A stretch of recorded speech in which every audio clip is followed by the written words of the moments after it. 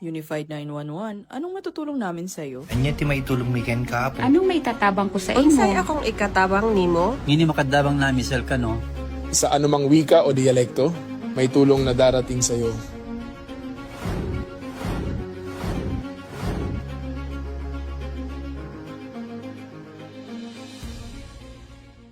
Lilingkod sa bawat Pilipino at magbibigay ng tamang impormasyon para sa tahimik at maayos na Pilipinas. Police News Network, alagad ng batas, tagapagtaguyod ng balitang pulis, sandigan ng mamamayan, patnubay ng katotohanan.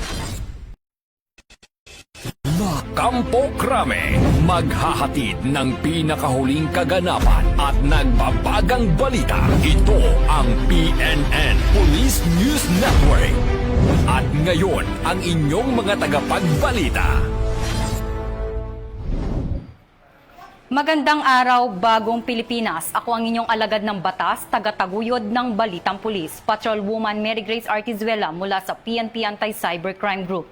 Maghahatid sa inyo ng tamang balita, kwento ng pulis at serbisyo para sa mamamayan. At ito ang PNP News Online. Ang pangunahing balita ng Police News Network, alagad ng batas, tagataguyod ng Balitang Pulis.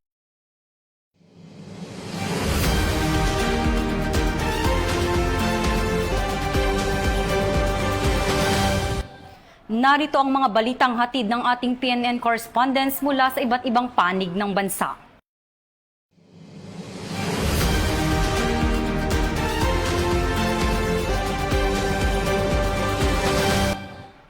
Walang takas ang isang robbery suspect matapos itong matuntun ng mga operatiba ng pulisya sa Nazareth, Cagayan de Oro City. Ayon sa ulat, nahulihan din ng suspect ng umano'y shabu at isang patalim. Yan ang tinutukan ni Police Corporal Joel Subsuban.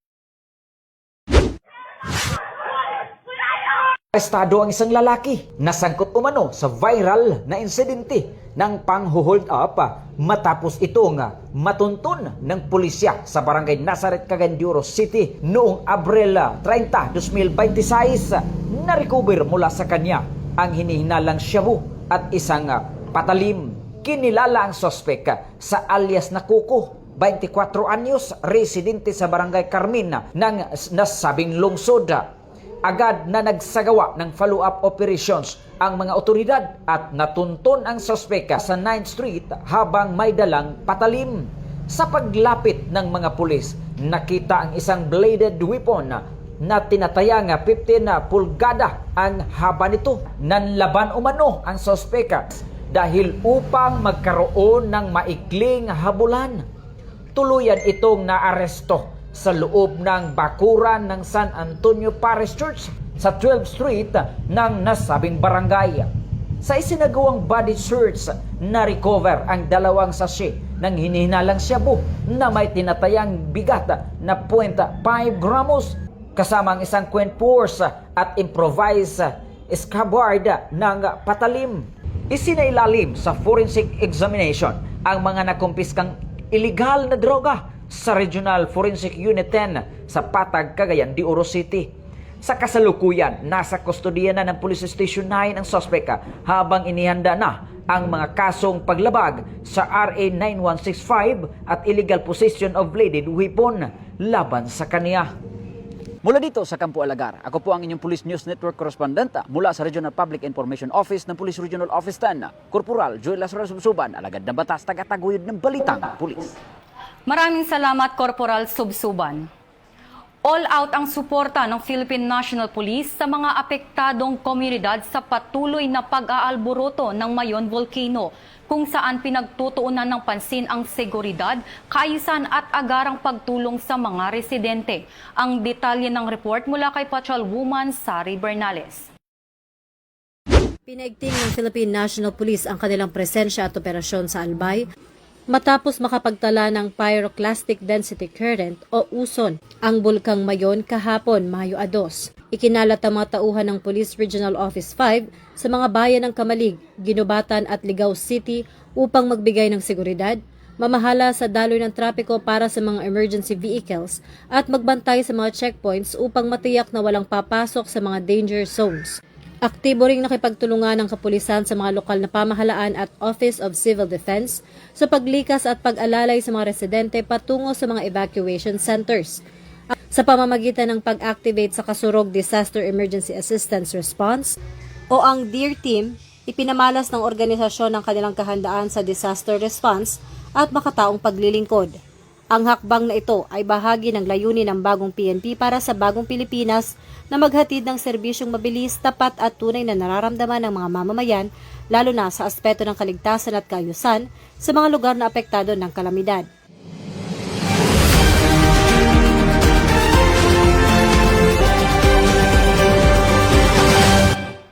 Hawak na ng mga otoridad ang 2 individual na suspect sa pananaksak sa isang residente sa Sorsogon City matapos itong maaresto sa isinagawang hot pursuit operation sa naturang lugar.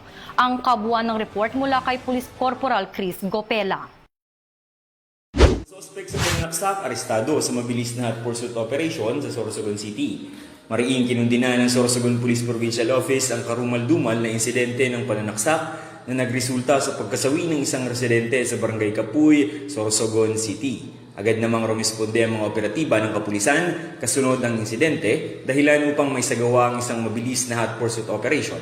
Nagresulta ito sa agarang pagkakaaresto ng 2 sospek na pinaniniwalaang sangkot sa krimen. Ipinahayag ng Sorsogon Police Provincial Office na ang matagumpay na operasyon ay patunay ng kanilang tuloy-tuloy na pagsisikap na mapanagot ang mga lumalabag sa batas at maibigay ang hustisya para sa biktima at sa kanyang pamilya. Tiniyak din ng pamunuan ng pulis kasanggayahan na lalo pang paiigtingin ng police visibility, intelligence operations at pakikipag-ugnayan sa komunidad upang maiwasan ang kahalintulad na insidente sa lalawigan. Binigyang din nito na hindi kukonsintihin ng kapulisan ang anumang uri ng karahasan. Samantala, nagpapahatid ng pakikiramay ang Sorsogon PPO sa naiwang pamilya ng biktima at tiniyak ang patuloy na aksyon upang makamit ang hustisya. Hinikayat din ng publiko na manatiling mapagmatsyag at makiisa sa kapulisan sa pagpapanatili ng kapayapaan at kaayusan sa komunidad. Mula dito sa Sorsogon Police Provincial Office, ako po si Police Corporal Chris Gopela para sa Police News Network. At ito ang bagong PNP para sa bagong Pilipinas, serbisyong mabilis, tapat at nararamdaman. Maraming salamat, Corporal Gopela. Nananatiling mahinaon at profesional ang Philippine National Police sa gitna ng kilos protesta noong nagdaang Labor Day sa kabila ng ilang naiulat na insidente ng tensyon sa pagitan ng mga rallyista at mga tauhan sa lugar. Muling magbabalita dyan si Patrolwoman Sari Bernales. Dina ng pambansang pulisya ng Pilipinas ang naganap na serye ng karahasan laban sa mga tauhan ng Manila Police District sa gitna ng mga kilos protesta noong nakaraang Labor Day. Sa kabila ng mahigpit na pagtalima ng kapulisan sa patakarang maximum tolerance, ilang tauhan ang nagtamo ng malubhang pinsala sa katawan matapos sadyang atakihin ng mga rallyistang lumampas sa hangganan ng mapayapang demonstrasyon. Ang mabilis na pagtugon ng pamunuan sa insidenteng ito ay nakatali sa PNP-focused agenda na binibigyang diin ni Chief PNP Police General Jose Melencio Nartates Jr., partikular na sa pagtataguyod ng moral and welfare ng personnel. Tinitiyak na ang bawat pulis na nasa linya ng panganib ay protektado ng batas at binibigyan ng sapat na kalinga. Kaakibat nito ang pagpapaigting sa integrity enhancement at community engagement na naglalayong ipakita na ang tunay na kaayusan ay nagmumula sa paggalang sa batas at sa maayos na ugnayan ng pulisya at mamamayan. To those who were on the ground, you have my respect and gratitude. Your actions showed the strength of our organization. What we saw last Labor Day was not just the absence of disorder. It was the result of preparation, coordination, and cooperation between our units, partners, and the public. That is how peace is sustained.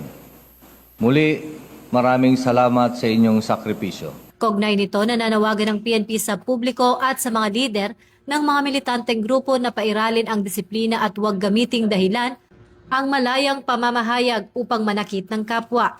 Binigyang diin ng organisasyon na ang anumang pag-atake sa mga otoridad ay hindi palalagpasin at tutugunan ng nararapat na legal action upang mapanatili ang hustisya at respeto sa pagpapatupad ng tungkulin.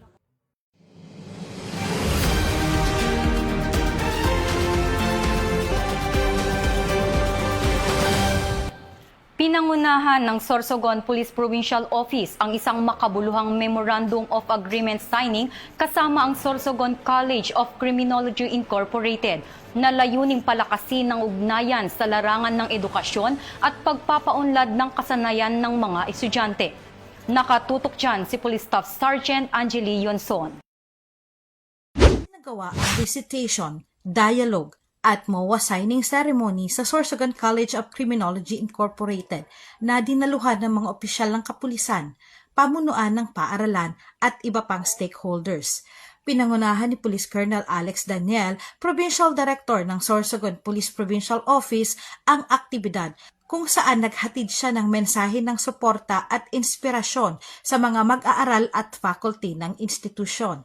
Binigyang diin ni Police Colonel Daniel ang kahalagahan ng matibay na ugnayan sa pagitan ng kapulisan at akademya upang higit na mapalakas ang disiplina, kaalaman at kahandaan ng mga susunod na henerasyon ng criminology professionals. Kasama rin sa mga nanguna sa panig ng akademya si Dr. Maria Soledad Quiñones, Administrator ng SCCI, na nagpahayag ng buong suporta sa layuning mapalawak ang oportunidad ng mga estudyante sa pamamagitan ng mas pinatibay na partnership sa hanay ng kapulisan. Layunin ng nasabing MOA signing na higit pang pagtibayin ang kooperasyon ng dalawang institusyon, partikular sa larangan ng training, immersion at exposure ng mga mag-aaral sa aktwal na operasyon at serbisyo ng pulisya.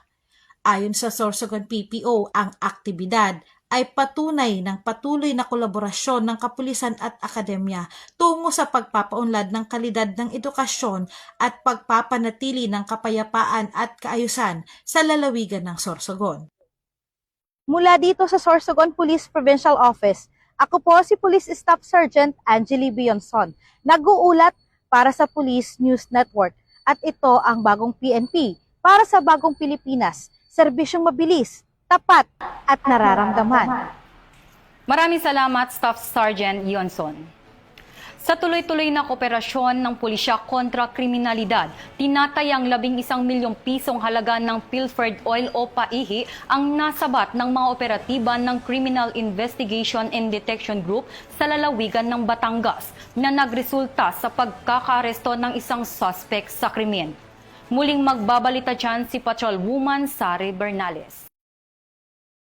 May ng batas ang isang 36 anyos na truck driver matapos ang matagumpay na operasyon ng Criminal Investigation and Detection Group, Batangas Provincial Field Unit, laban sa iligal na bentahan ng langis o paihi noong Biyernes ng gabi, Mayo 1. Ang joint operation na nilahukan din ng Provincial Intelligence Unit at Lemery Municipal Police Station ay nagresulta sa pagkakaaresto sa suspect sa Purok 3 Mataas na Bayan, Lemery, Batangas, bandang alas 9 ng gabi. Nakumpiska ng mga otoridad ang tanker truck na lulan ang mga ninakaw na petroleum products na may kabuang halaga na tinatayang lampas sa 11 milyon na nakatakda sanang ituloy ang biyahe patungong Bacoor, Cavite matapos ang iligal na salinan. Ayon kay Chief PNP Police General Jose Melencio Nartates Jr., ang tagumpay na ito ay patunay ng dedikasyon at profesionalismo ng kapulisan na ipatupad ang batas ng walang kinikilingan upang maprotektahan ang mga lehitimong negosyo at ang interes ng mga mamimili.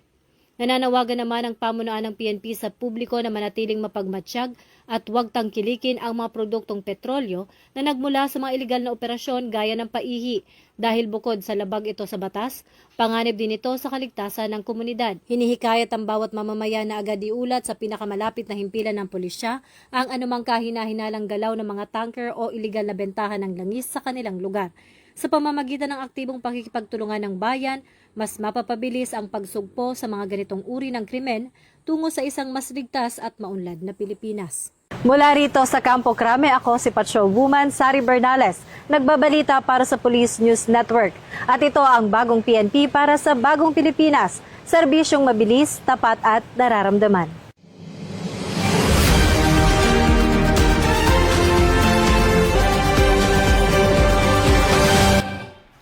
At yan ang mga balitang nakalap ng ating PNN correspondents mula Luzon, Visayas at Mindanao. Para sa mas malawak at mabilis na ulat ng mga balita, huwag kalimutang mag-like, follow and share sa aming official social media accounts ng Police News Network. Tutok lamang sa aming YouTube channel para sa mga live stream at replays. At i-follow kami sa X account para sa mga real-time updates at Facebook account ng Police News Network. Manatiling mapagmatsyag at laging alamin ang totoo. Sa ngalan ng pamunuan ng Philippine National Police sa pangunguna ni Chief PNP Police General Jose Melencio Nartates Jr. at sa pamumuno ni President Ferdinand Bongbong Marcos Jr., kami ay maglilingkod sa bawat Pilipino at magbibigay ng tama at balanseng balita. Mula rito sa tanggapan ng takapag-ugnay ng pambansang pulisya, ako ang inyong alagad ng batas, taga-taguyod ng Balitang Pulis. Patrolwoman Mary Grace Artizuela mula sa PNP Anti-Cybercrime Group. Maghahatid ng tamang balita, kwento ng pulis at serbisyo para sa mamamayan. At ito ang PNP News Online, ang pangunahing balita ng Police News Network. At ito ang bagong PNP para sa bagong Pilipinas, serbisyong mabilis, tapat at nararamdaman.